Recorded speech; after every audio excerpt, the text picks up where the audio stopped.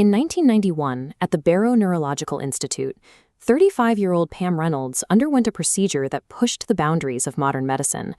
To reach a tumor deep in her brain, doctors lowered her body temperature to 16 degrees, stopped her heart, and drained her head of blood.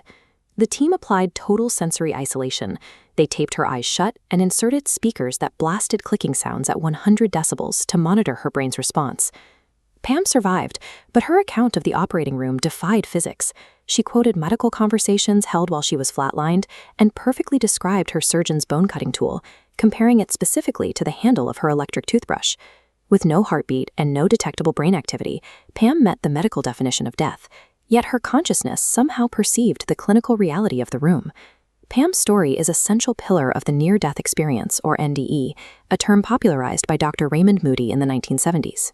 Research across thousands of cases identified a recurring sequence: movement through a dark tunnel, a surge of peace, floating outside the body, and an encounter with light beings.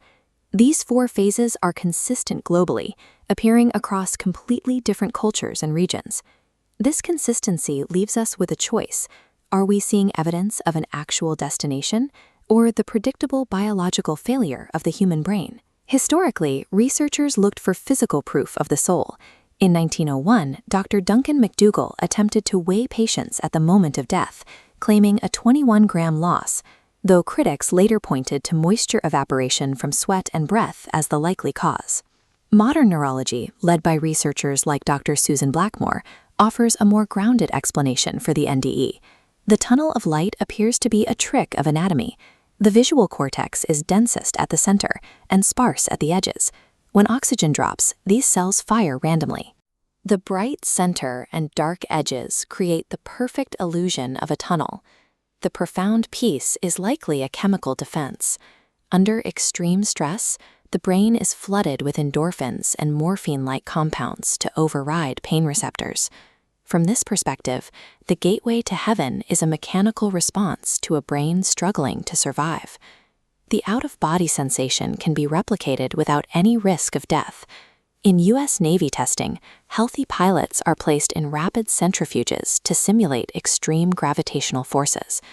As G-forces pull blood away from the brain, pilots enter a state called G-lock, G-force-induced loss of consciousness.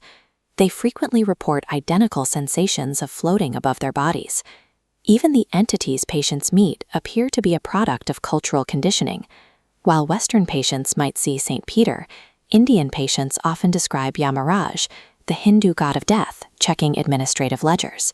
The brain populates the experience using the images and stories we grew up with. Oxygen deprivation triggers the sensation of leaving the body, while our own history fills the room with familiar faces. Biology accounts for the visions and the peace, but it hits a wall with Pam Reynolds. It cannot explain how a clinically dead patient can verify external data that occurred while their eyes and ears were sealed. To test this, Dr. Sam Parnia launched the AWARE study, placing hidden images on high hospital shelves that could only be viewed by someone floating near the ceiling. After 4 years and over 2,000 cardiac arrests, the results were inconclusive. Not a single patient was able to verify the hidden images. While neurology provides a framework for the hallucinations of a dying brain, the exact mechanism of consciousness persisting during clinical death remains an unsolved crack in modern medicine. Instead of searching for a celestial destination, palliative care nurse Bronnie Ware documented the final thoughts of those at the end of their lives. Her research found that dying patients rarely regret their spiritual standing. Instead, their overwhelming regret is not having the courage to live a life true to themselves.